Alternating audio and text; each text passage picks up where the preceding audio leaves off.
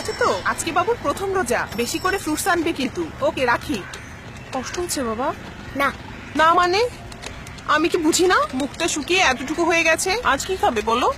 Pizza খাবে? এই রিক্সা রাখেন রাখেন। বিফ হালিম একটা, ফিশ কাবাব চারটা। আচ্ছা এখান থেকে লেগ রোস্ট চারটা দিবেন। আচ্ছা মা, না খেয়ে থাকলে কি রোজা হয়? না বাবা, রোজার সময় সংযম করতে হয়, অন্যের কষ্ট বুঝতে হয়, আর মানুষের সাথে ভালো ব্যবহার করতে হয়। আরে এত আস্তে চালালে তো ইফতার রাস্তায় করতে হবে, জোরে চালান। মা, সারাদিন রোজা রাখা রিক্সা চালাইছি তো শরীরে বল পাই না।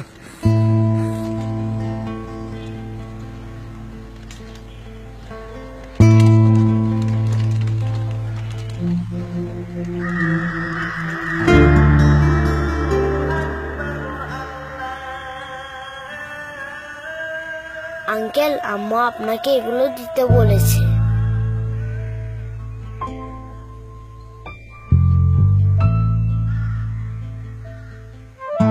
এই রমজানে সংযম ও সহমর্মিতা ছড়িয়ে পড়ুক আমাদের সবার মাঝে।